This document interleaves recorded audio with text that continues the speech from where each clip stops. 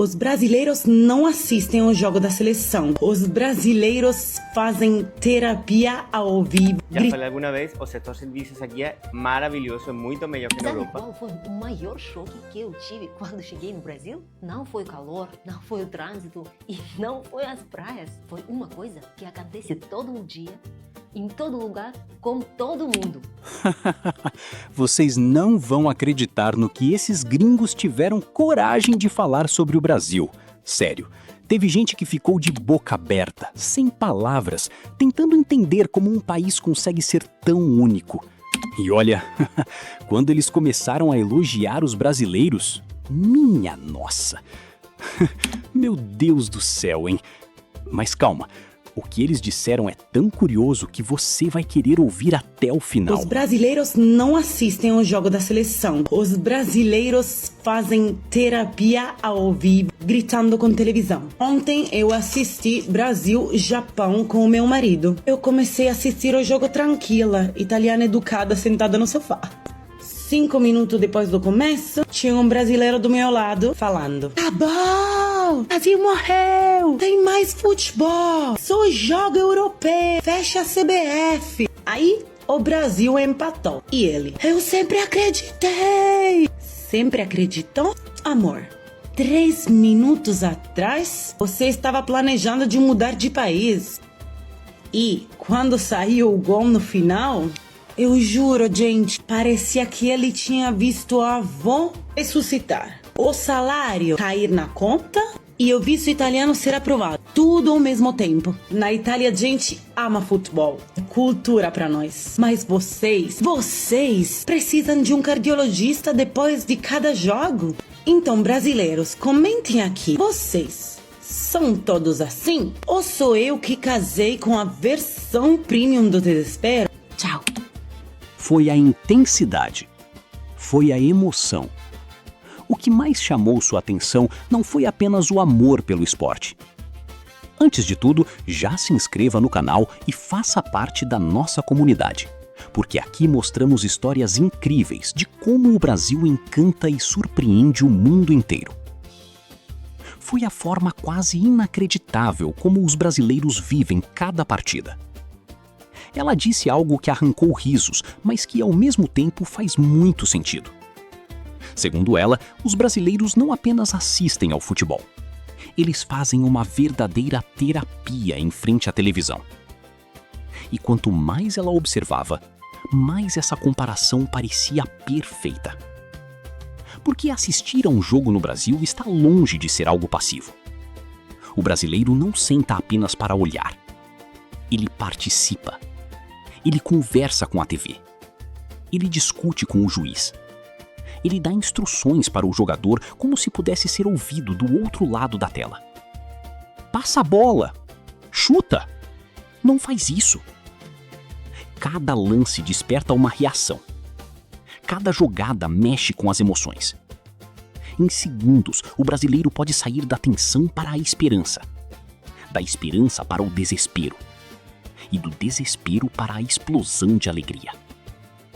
A gringa ficou impressionada ao perceber que o futebol, para muitos brasileiros, funciona quase como uma descarga emocional. É como se durante 90 minutos tudo viesse à tona. A ansiedade, a raiva, a alegria, a frustração, a esperança. Tudo é vivido sem filtros. Tudo é sentido intensamente. Agora me responde uma coisa. Você já viu um nordestino gringo? Pois é, parece até brincadeira, mas no vídeo que segue você vai entender exatamente por que tô perguntando isso. Um gringo entrou em uma padaria brasileira em plena época de festa junina. E o que aconteceu foi simplesmente sensacional. Curioso para conhecer os sabores típicos dessa época tão especial, ele pediu comidas tradicionais de festa junina. E foi aí que começou a experiência. Primeiro veio a canjica. Uma colherada, um olhar de surpresa e aquele rosto de quem claramente não esperava algo tão bom. Depois veio a pamonha. A reação foi ainda melhor. Ele mastigava tentando entender como algo tão simples podia ter tanto sabor. E, como se já não bastasse, ainda provou o bolo. Cada mordida parecia aumentar ainda mais o encantamento. Dava para ver no rosto dele. Era felicidade pura. Mas o momento mais engraçado, e talvez o mais incrível, veio de repente. No meio de toda aquela descoberta gastronômica, ele soltou uma expressão que ninguém esperava ouvir. Vixe! Sim, vixe! Naquele instante, todo mundo caiu na risada. Porque não era apenas um gringo provando comida brasileira. Parecia que um pedacinho do Nordeste já tinha entrado dentro dele. E talvez seja exatamente isso que torna as cenas assim tão especiais. O Brasil não conquista apenas pelo sabor.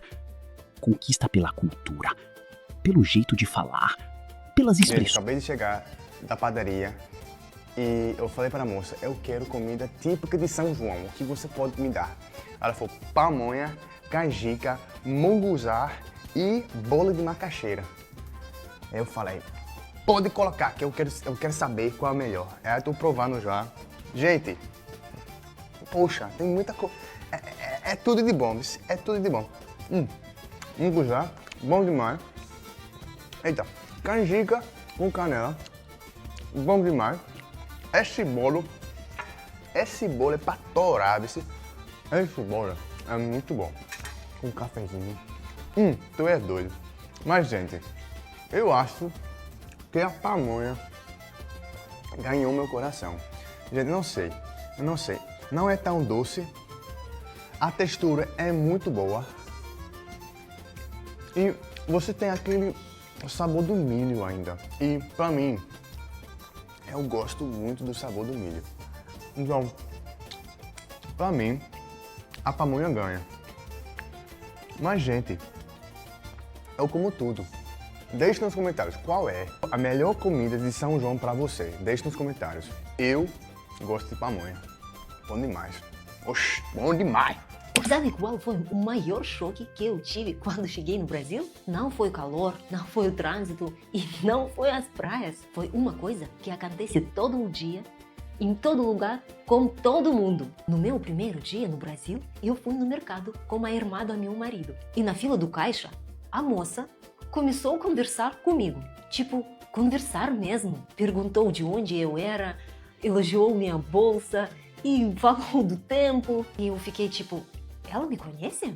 Porque na Rússia, ninguém faz isso. Ninguém fala com estranhos na fila. No máximo, um oi e só. Mas no Brasil, as pessoas falam com todo mundo o tempo todo. E o mais louco é que depois de um tempo, eu comecei a gostar disso. Hoje, se alguém fica quieto na fila, eu que começo a puxar assunto. Vocês, brasileiros, têm essa energia que não existe em nenhum outro lugar.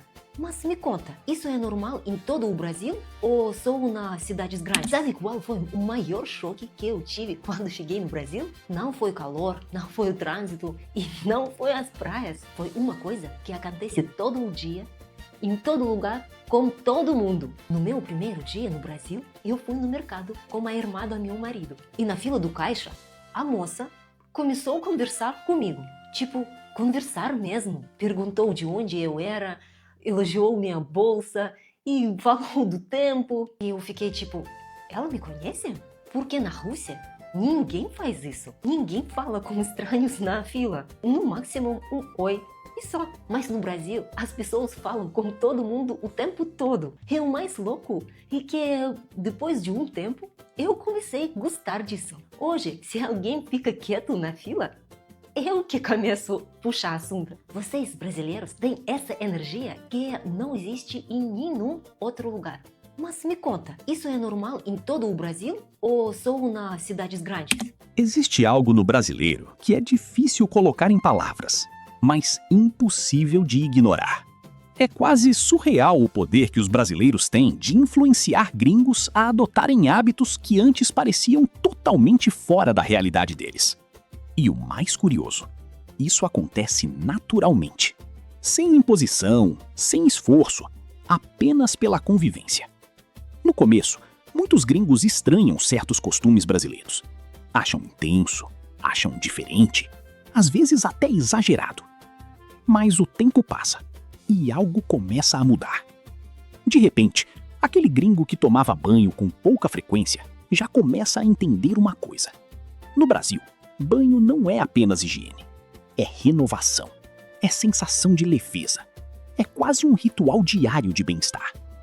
E sem perceber, ele começa a tomar mais banhos. Começa a gostar da sensação. Começa a sentir falta quando não faz. Mas não para por aí. Outro hábito que conquista muitos estrangeiros é a conversa espontânea. Em muitos países, cada pessoa vive no seu próprio espaço. Interações com desconhecidos são limitadas. Mas no Brasil, uma simples ida à padaria pode virar uma conversa. Uma fila pode render risadas. Um encontro casual pode gerar conexão instantânea. E os gringos percebem algo surpreendente. Conversar assim faz bem. Aproxima, humaniza. No vídeo que segue, um gringo falou sobre algo que o deixou completamente surpreso ao conviver com brasileiros. E desta vez não foi o futebol, não foi a comida, nem o calor humano. Foi o jeito carinhoso como muitos brasileiros se chamam no dia a dia. Ele ficou impressionado ao ouvir apelidos e formas de tratamento que, para os brasileiros, muitas vezes são usados com carinho e intimidade. Palavras como nego, neguinha, pretinha, entre outras expressões afetivas que surgem entre amigos, casais e familiares. O choque dele veio porque, no país de onde ele vem, palavras relacionadas à aparência ou cor da pele podem ser imediatamente interpretadas de forma ofensiva. Segundo a percepção dele, isso facilmente geraria conflito. Poderia até causar grandes problemas. Por isso, quando ouviu brasileiros usando esses apelidos em contextos de afeto, ele simplesmente não conseguiu esconder a surpresa. Como algo que, no contexto dele, poderia soar tão sensível, ali estava sendo usado com carinho? Foi aí que ele começou a perceber algo importante. No Brasil, o significado de muitas palavras depende muito da intenção, do vínculo e do contexto. O tom, a relação entre as pessoas, a forma como é dito. Tudo isso muda completamente a interpretação. E isso o fez enxergar algo profundo sobre a cultura brasileira. O brasileiro tem uma habilidade muito própria de transformar palavras em demonstrações de afeto, de colocar carinho até no jeito de chamar alguém. Claro, ele também percebeu que contexto importa muito. Nem toda palavra é apropriada em qualquer situação, e respeito continua sendo essencial. Mas o que mais o surpreendeu foi entender essa camada cultural, essa complexidade, essa forma tão brasileira. Quando eu cheguei no Brasil, teve uma coisa que me deixou completamente confuso. A quantidade de nomes diferentes que vocês usam para falar de pessoas pretas. Tem tipo negão, nego, morena, neguinho, neguinha, negona, pretinho, pretinha, essas coisas. Na França, a gente teria medo de pronunciar essas palavras.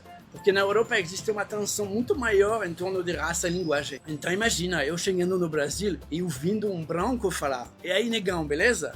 E os dois se abraçando felizes. Eu ficava pensando, meu Deus, eles vão brigar ou são melhores amigos? Mas com o tempo eu percebi uma coisa importante. No Brasil, o jeito de falar depende muito da intenção, do tom e da relação entre as pessoas. E isso mostra como o Brasil tem uma relação muito mais informal e calorosa na forma de falar.